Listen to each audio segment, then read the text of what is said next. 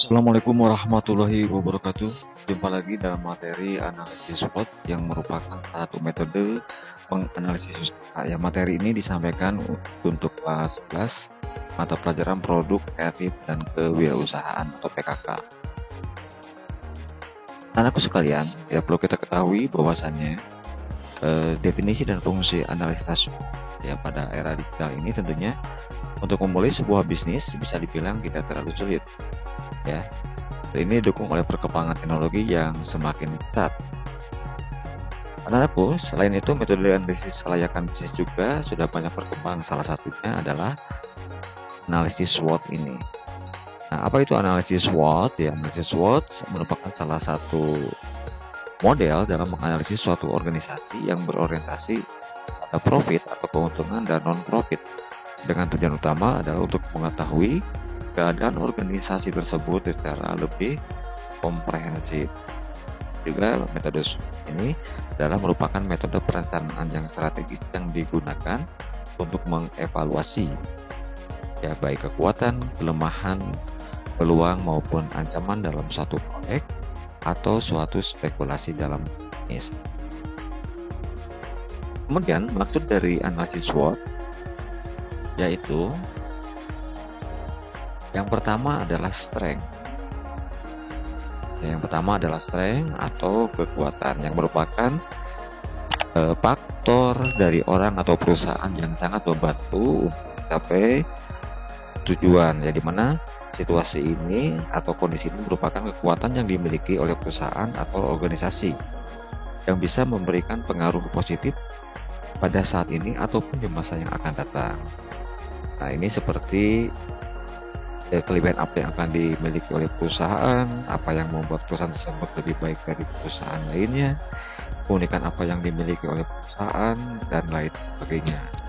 Ya, kemudian yang B-nya adalah weakness. Ya, di mana weakness ini merupakan faktor dari orang atau perusahaan yang memperlemah mencapai suatu tujuan, atau juga bisa dimaksud merupakan kelemahan yang dimiliki oleh perusahaan atau suatu organisasi yang bisa memberikan pengaruh negatif pada saat ini ataupun di masa yang akan datang.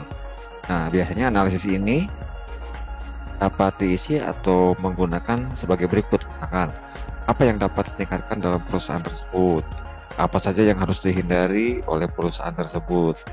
Ya, kemudian faktor apa saja yang menyebabkan kehilangan penjualan atau perusahaan tersebut. Nah, ini adalah kelemahan-kelemahan.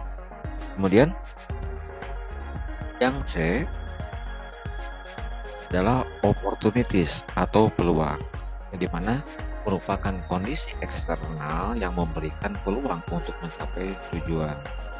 Nah, anakku, ya opportunities juga bisa merupakan situasi atau kondisi yang merupakan adanya peluang atau kesempatan di luar perusahaan atau organisasi, bisa memberikan peluang untuk berkembang di kemudian hari. Ya, kira-kira seperti ini. Kesempatan apa sih yang dapat dilihat oleh perusahaan? Kemudian juga kita bisa melihat opportunities-nya atau peluangnya, perkembangan atau tren yang sejalan dengan perusahaan tersebut. Jadi opportunities dengan cara melihat peluang yang ada di sekitar kita. Kemudian yang D, threat, bahkan kondisi dapat merusak atau mengancam tujuan dari perusahaan. Nah, threat ini seperti ancaman ya, merupakan ancaman apa yang mungkin akan dihadapi oleh perusahaan yang bisa menghambat laju perkembangan dari perusahaan tersebut. Nah, kira-kira kita bisa melihat ke depan hambatan apa yang akan dihadapi sekarang atau masa datang, kemudian apa saja yang dilakukan oleh pesaing perusahaan-perusahaan, kemudian perkembangan teknologi apa yang menyebabkan ancaman bagi perusahaan tersebut, dan lain-lain. Ya, itu adalah strength, kekuatan, weakness, kelemahan, opportunities, peluang, threat, dan ancaman. Nah, kemudian analisis SWOT itu dipergunakan untuk apa saja? Di sini adalah untuk memasuki sebuah industri baru, kemudian memutuskan meluncurkan sebuah produk baru. Kemudian yang C adalah menganalisis SWOT perusahaan pada saingan usaha dalam kurun waktu tertentu. Kemudian yang D, melihat sejauh mana kekuatan atau kelemahan dari perusahaan. Kemudian yang E adalah membuat keputusan ketika memecahkan masalah yang akan terjadi yang berkaitan dengan ancaman dan peluang yang muncul. Jadi analisis SWOT ini memang harus dipergunakan terutama untuk memasuki atau melihat industri baru dan lain-lainnya. Kemudian berikutnya adalah yang kedua, peranan SWOT. Ini ada paparan bahwasanya peranan SWOT ini adalah merupakan bagian dari analisis manajemen risiko dan hubungannya dengan manajemen pengambilan keputusan. Dengan menggunakan SWOT sebagai dasar analisis perusahaan, maka diharapkan dapat dimungkinkan sebagai model yang representatif dalam menganalisis manajemen risiko perusahaan, termasuk memberi masukan dalam pengambilan keputusan.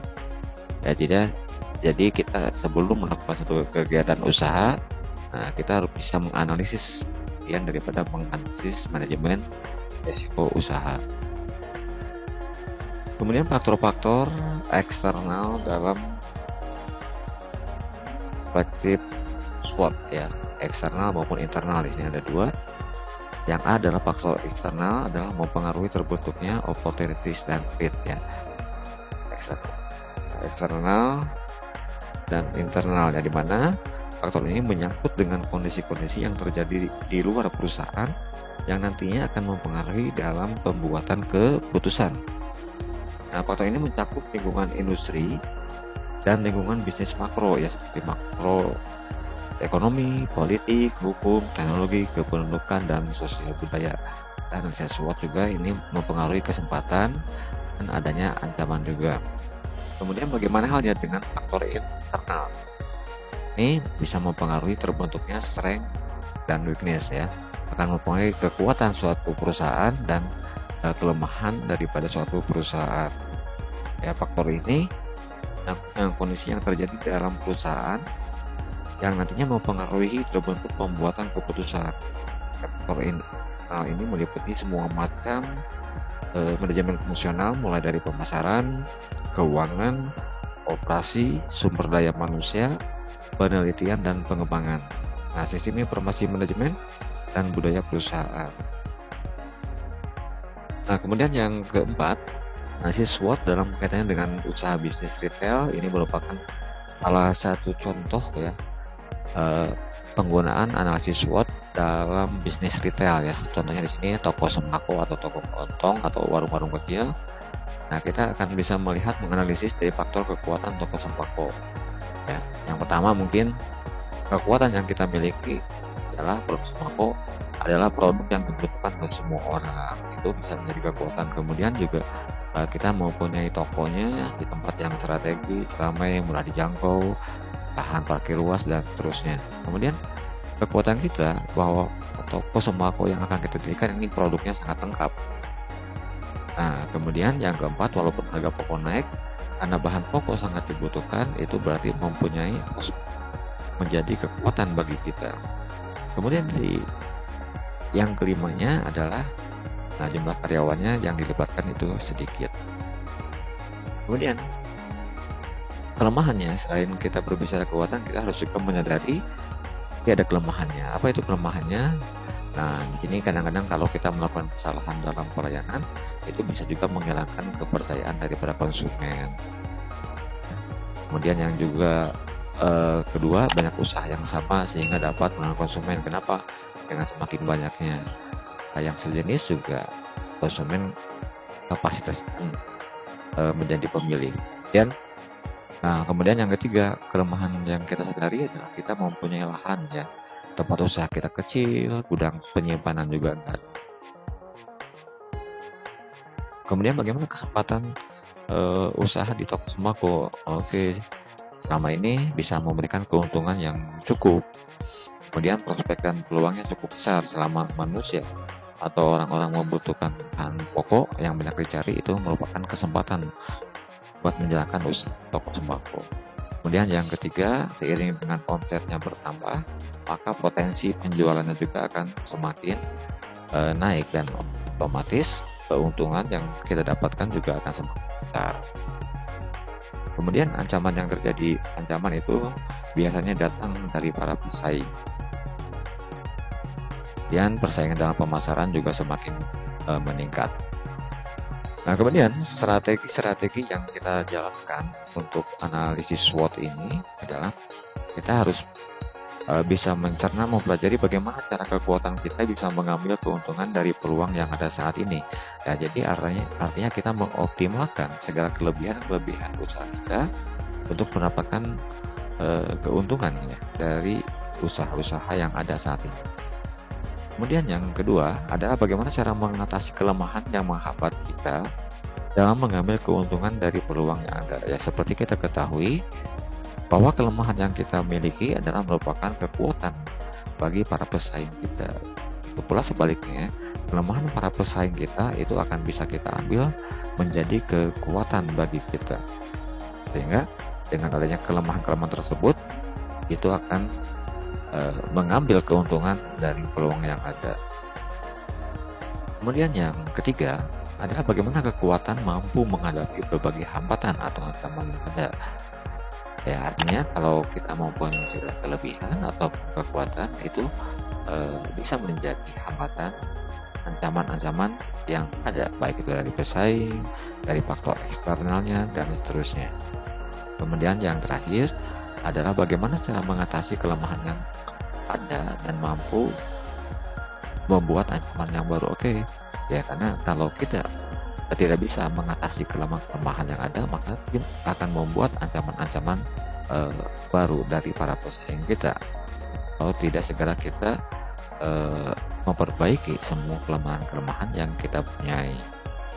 Contoh tadi seperti bagaimana kita tidak mempunyai lahan yang luas, itu kita mengoptimalkan lahan yang ada. Oke, itu saja materi analisis SWOT untuk materi kelas 12. Terima kasih, sampai jumpa pada materi berikutnya. Jangan lupa like, subscribe, dan share YKTB channel. Sampai jumpa, terima kasih. Assalamualaikum warahmatullahi wabarakatuh.